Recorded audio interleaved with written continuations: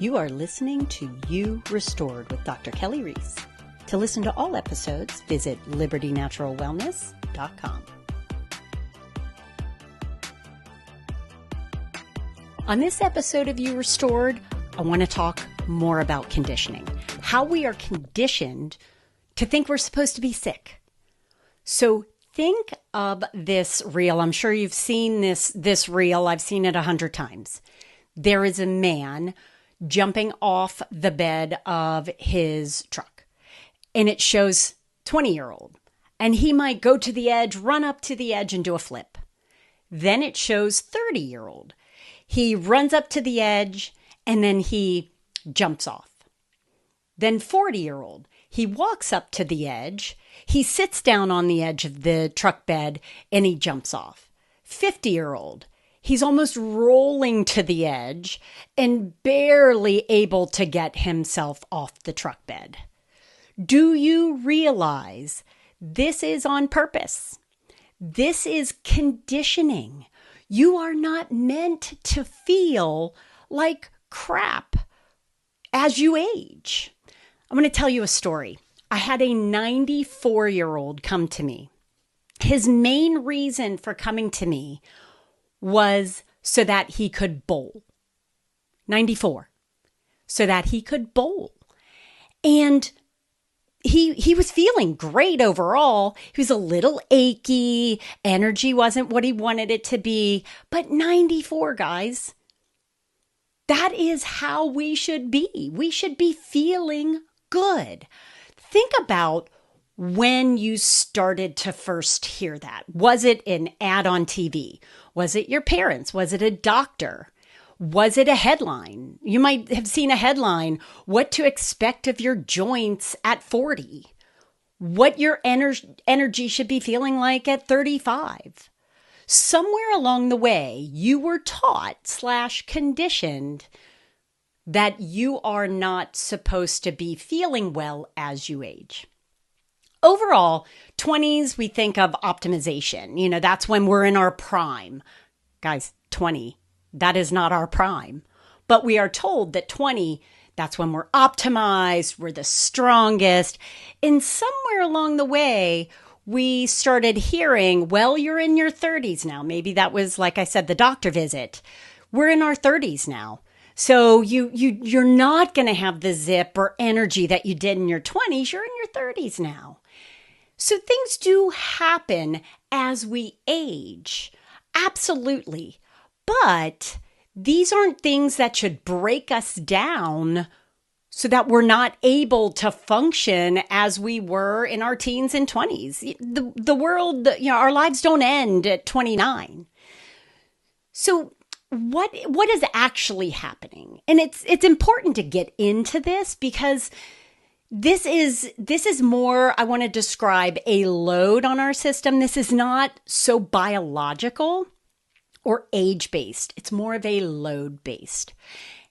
We are running too fast. I've said that before. You've heard that tons of times. We are running too fast. Keeping up with the Joneses, putting stresses on ourselves that we're really not designed to have constantly. I always think of my animals in this sense. I've mentioned it before. What do my animals do? When is it fight or flight? In that moment. In a moment, there might be a loud sound or a predator that, like I just had with my chickens. That is fight or flight. The majority of the time they spend in parasympathetic, which is rest and digest. So that is, I would say, the number one burden is on our hypothalamus in the brain, gland in the brain, pituitary gland in the brain, adrenals. That axis is so thrown off or so dysregulated these days that it is putting an unnecessary load on our system. And that load means business. Stress is not something that is just stress.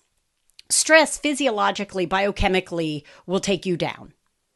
So HPA axis is a real, dysregulation is a real factor. A real factor. Hormones do change. So 35, to 45, we do, men and women. Women feel it a little bit more. Perimenopause officially starts around age 35. And that means hormones are moving slowly out of reproductive levels, slowly. They should move slowly. We shouldn't be seeing mega hot flashes and all those kind of things at 35, but there are shifts. There are shifts. This is really important to put together, that there are natural shifts in the body. But going downhill, and it's all downhill at the age of 30, is not the case. That is a conditioning. That is purposeful. That is to make you feel like, oh, well, to give up, to surrender to this process of, I'm just not going to feel well at that point. So it's so important that you tease this apart, that you realize, man, I can feel great. I'm 56. I feel great. I work really hard at it too. Do I have ups and downs? 100%. I want to hit 94 like my patient and I need to optimize my bowling at 94.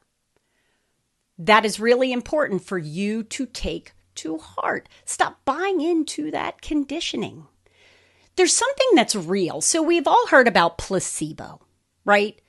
That you can actually think yourself into positive scenarios by being told something positive is happening. There's also nocebo. It's just as researched. You can be told something negative is happening or will happen at a certain age, the conditioning that I'm talking about. And guess what? You start to feel it. Oh, there are those aches and pains coming. That's because I'm 35. And that's what I was told is going to happen. So that's what's happening. There are people who have been told mistakenly that they have cancer, pulled up the wrong labs. They are told they have cancer and that they have 6 months to live. And this person didn't have cancer. It was a mistake. And guess what? The person died at 6 months thinking they had cancer. Nocebo effect is just as powerful as placebo.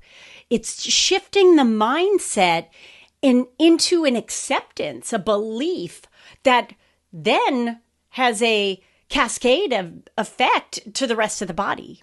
That's why I always like to say stress really matters. Mindset really matters. Your thought process really, really matters. You need to always be aware of these things so that you're not anticipating decline. Stop anticipating it. You need to work at it. Now, you can't just eat standard American diet, not exercise, sit around, be a couch potato, think bad things all the time, and expect to hit 55, 65, 75, 85 in health. You need to put all those pieces together so that you are really working towards health on all of those levels. I'm a big believer in spiritual, mental, emotional, and physical health. You've got to be working on all four at all times to claim that good health through your years. I have these awesome neighbors. They're out in their yard all the time, and they are 85 and 96, and they are active all the time. I love it. They're an absolute inspiration. That is how we should approach our lives, looking at the future as I should be as healthy as I can be at that age. But this idea of anticipation of what's to happen negatively, you need to get out of that idea and work towards health. One thing that's really important, if you anticipate you're going to have pain, do you know that actually lowers your pain threshold? So you feel pain more quickly or at a lower level than you would if you're not anticipating it at all. That's how powerful the mind is and how powerful conditioning is. So this is being pushed. I want to talk a little bit about who profits from this. Clearly, conventional medicine, big pharma, profit from you thinking that you decline 30 on. That's a no-brainer, right? But look at functional medicine as well. I love the idea of functional medicine. I've said it before, but I feel like some of functional medicine is just green allopathy. Allopathy is conventional medicine. It's just, let's do supplements instead of meds. But we're supplementing what? We are not looking at the upstream driver of things, which, as I said, stress, spiritual, mental, emotional, and physical, we've got to address all of those, but looking at upstream drivers and not just supplementing the what. You have migraines. Here's a supplement for migraines. No, let's look at liver detox. Let's look at hormone balance and really fix broken pathways that way. There are people who profit on all sides of the aisles here. You need to ask whoever you are working with, are you working on the why, the upstream driver, or are you just supplementing the what? Are you slowing deterioration, or are you aiming for restoration? Restoration is the goal here. Restoration is what we are aiming for, not just slowing deterioration. Do we have wear and tear on our bodies as we age? Of course. Our muscles, we lose muscle strength. Super important to keep those muscles active and not give up. Exercise is crucial. I don't care if it's working out in a pasture slinging 50-pound bags, which is what I did this morning, or if it's going to the gym and doing deadlifts and chest presses. You've got to work on your muscles. You've got to work on every aspect of your health. Looking at what created your symptoms versus working just on symptoms is a really important goal. Joint aches, brain fog, thyroid dysfunction, all of these things are messages into the imbalances that are actually happening in the body. And like I said, restoration more important than just slowing deterioration. Looking at the load, not the age. Load on your body. The wear and tear on your body from eating a standard American diet, sitting on the couch, stressing all of the time, that is load. That is not age. Do not confuse the two of them because they are not, I repeat, they are not the same. So assessing load, I see so much subclinical thyroid issues. And one of the main drivers of thyroid issues is cortisol, the stress hormone. So you're not, and then the other driver, estrogen. Estrogen and thyroid hormones compete.